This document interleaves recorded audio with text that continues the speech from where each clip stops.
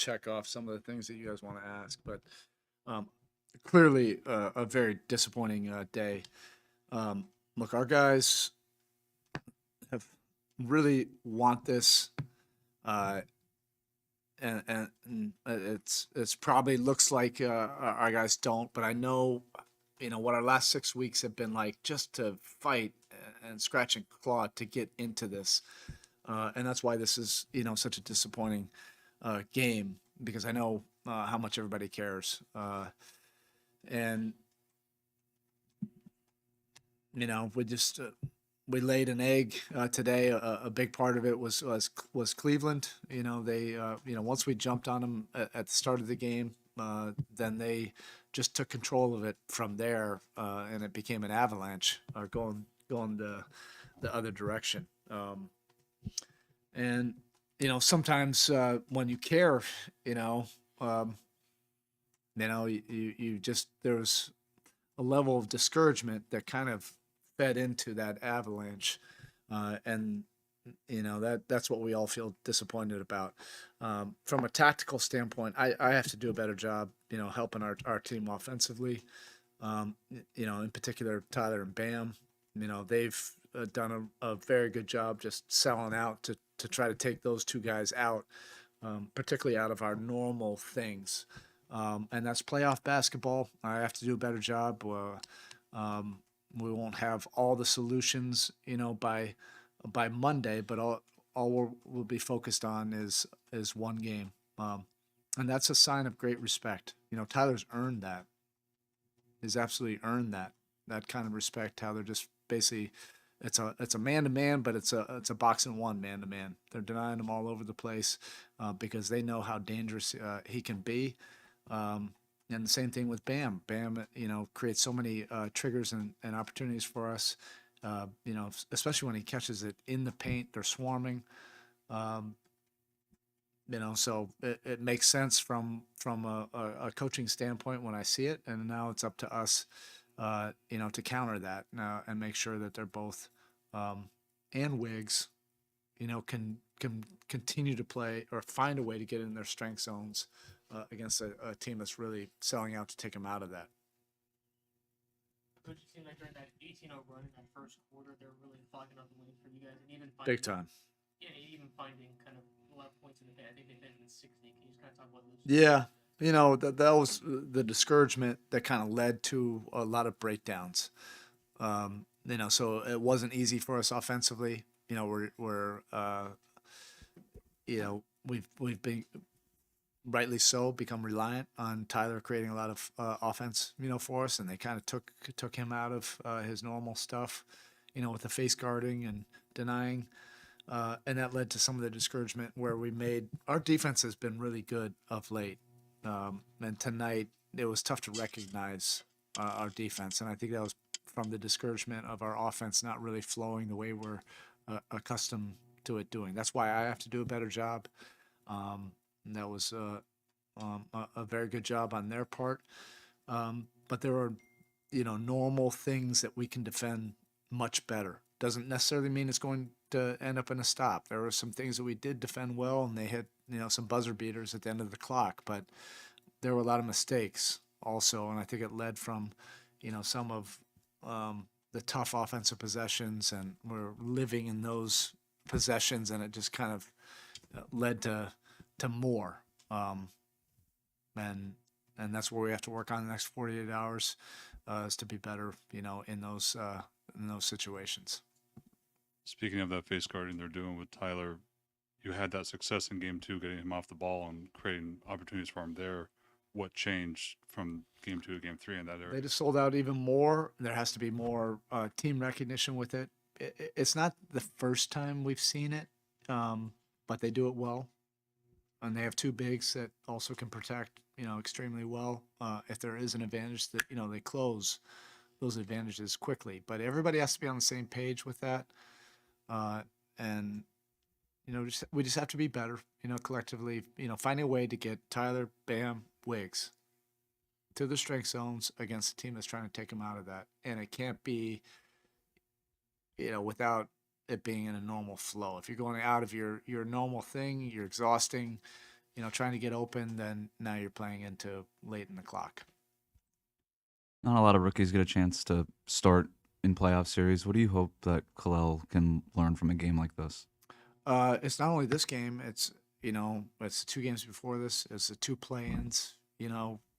We're also dependent on his minutes. How many ever minutes those may be, and I understand he's being fed through a fire hose, and he just arrived here in July, but you still inherit all of our experiences from and expectations of previous playoff, of last year. He cares. We're coaching him hard, and I feel for him because there's an expectation that he has to be there like a vet. These are important learning experiences. He's getting better from it because if anything, he's not like at the highest level, whether it's an effort, awareness, a communication standpoint in the playoffs, you pay the price, on that. So he cares, and he'll go right back to work tomorrow, and that's the thing that I respect about Kalel. Obviously, Andrew's important to what you guys want to do with them selling out to Bam and Tyler. How important is it to get him activated? And what's the challenge? He's really important. He has to be assertive. He has to be aggressive. I have to do a better job of getting him in spots where he can really produce for us, and that's the task. In the next 2 days, he knows it. I know it. Our team knows it. That can also look a lot different if you're selling out on Tyler. If he can, really, put some points or create some actions for us. It doesn't have to be points. It can be just making the right play and going to him and it being really efficient for us. That can make the other team blink. But again, I have to do a better job of getting him in places where he can feel, comfortable and aggressive. How do you feel Tyler's handling the kind of the emotional and the intellectual challenge of how they're guarding him? And you're holding yourself accountable, but also how do you hold Tyler accountable? Oh, Tyler cares. Tyler goes to work at this. Come on, he just had a monster game, and what they just said, we're going to do whatever we have to do to make sure that he doesn't have that. That's born out of respect. We'll all get to work, and that's what Tyler always does. But this is playoff basketball. All the really good players have to go through this. You get schemed, and it's the schemes are on steroids. In the playoffs, he'll respond. We have 2 days, to figure this out. All right, thank you. Locker was open. Kalel is there now and available. We need him.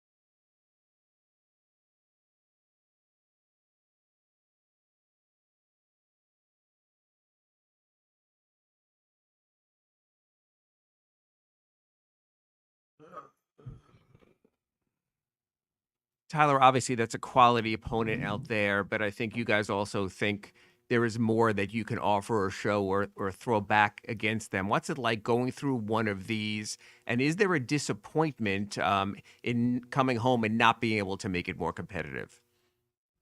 Yeah, definitely disappointing. Um, just not enough to obviously compete against a team like that. Tyler, they're obviously throwing a lot at you. You found some success last game playing off the ball a little more, but today, what did they do differently, maybe to limit your shot attempts and maybe make it a little tougher on you? Uh, just we call it topping, like keeping me from coming off and not allowing me to get any handoffs or come off pin downs or anything like that. So they just pretty much face guarded me and downed me into the corner. You've faced defenses that know how to top block, they know how to switch over those actions. What do they do that's kind of like at a different level? And how do you feel about like now that you're the number one option, like being in this challenge where the whole defense is geared to take the ball out of your hands? I think they do it best, honestly, just because the two bigs that they play. So if you're forcing me into the inside the arc before I even catch the ball, I'm catching the ball in the paint or under the 3-point line, and they have two bigs down there clogging up the paint. So I think that's kind of their process too, is just try to force me inside the line and into their bigs. Obviously, when a team is down, obviously 0-3 in the series, obviously history is really against that. Can you just kind of talk about maybe the mental approach kind of heading into a game four when you're down that much in the series?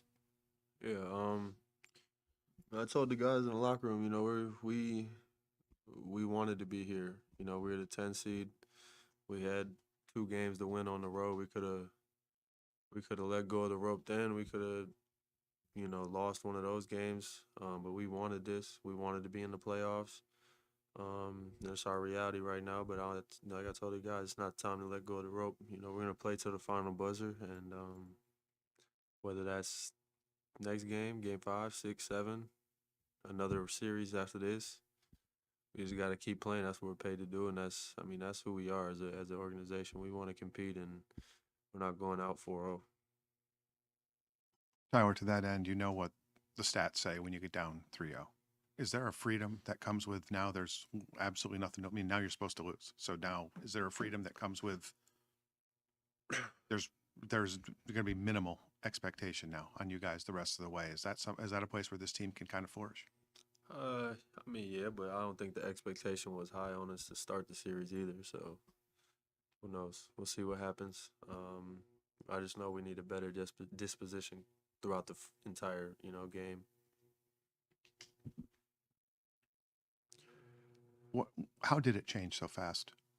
Because first 5 minutes, you guys were getting stops, getting out and going. Everybody seemed to be touching the ball. It was working. And then, as Spo would say, it was like that. I mean, when it changed in an instant. What went sideways? I think it's kind of been like that all year for us. When things go the other way, they go the other way quick. I think that's on me and Bam, as I told the guys in the locker room. That's on me, Bam, mainly me to have a better just energy, better everything throughout the game. Trying to just lead the guys. I got to be better in that area.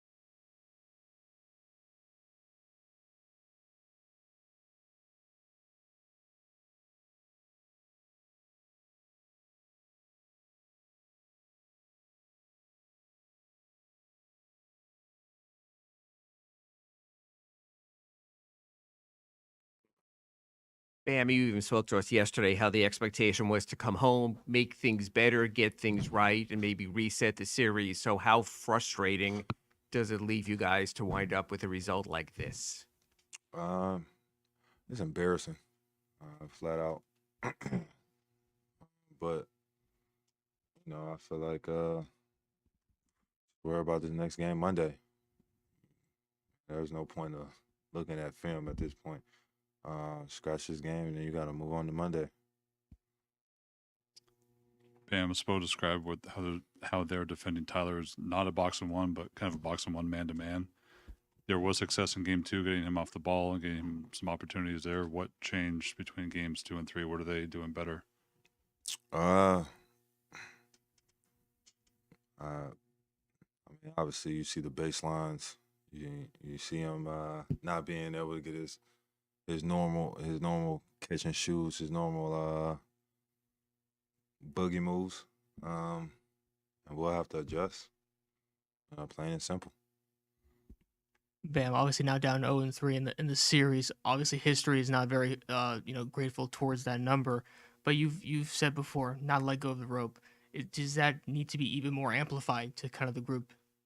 Yeah. Hell yeah. I've been a part of a team that was up 3-0, and then in the blink of an eye, we were going into a game 7. So obviously, there's still a chance. As captain, you know me, I'm going swinging. I don't care. We gonna ride it till the wheels fall off. Can you take us through the play where you got banged up and what was you got under the basket? Yeah. I mean, consider I was the one getting flipped in the air. Can't really know what happened. But I know me, man. I'm always figure out how to get up, walk it off, get back out there. I've been tough my whole life, so one fall can't stop me. Tyler said a few minutes ago in here that he got up in the locker room and talked about how you guys had to win 2 road games just to get in. How you've had your back to the wall before, how this isn't the time to give up. Is that going to be the message from you as well, and maybe even more emphatically, knowing how you like to give messages? They understand my mentality.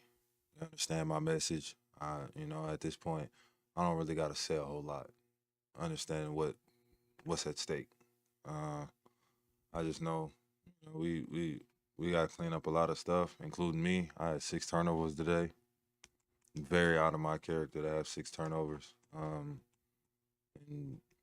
a lot of them were unforced, but like I said, we're gonna get back to this thing on Monday. Bam, your pickup in 3-point attempts and conversions, has that been because of what they've been doing, or is this just what we're seeing, the increased confidence from you from that spot to sort of let it fly? Both. I feel like if you're gonna keep running 2 bigs to the basket, somebody's open, and it's usually me. So set my feet, take my time, and obviously it's going in. I know he wasn't playing much, but how much have you guys missed K-Love's presence, just as a voice and somebody to, just for the experience and all that? Considering K-Love's been a person that's come back from 3-1, we could use his voice, but K-Love's going through a lot right now. We text him here and there, but understand we still got to play the game. Still got to figure it out. Still got to figure out how to get 1 win. That's what we worry about on Monday. You talked yesterday about the respect that you have for Tyler and seeing the way he works and the way he tries to solve these problems. Like, you have this disconnect that Cleveland's defense is creating between the two of you. How do you try to solve that? And just how do you feel like he's handled that kind of like emotional, intellectual challenge of trying to break through that? I've seen Tyler go through worse. It's, like I said, the media has dragged that man through his name through the mud a lot. In the times he's been in that jersey, not only during the season but off season. So I feel like Tyler's he's gonna go to his film, Then when we come back tomorrow, watch film a little bit. We're gonna figure it out, be vocal, eye-to-eye communication, and see what happens Monday.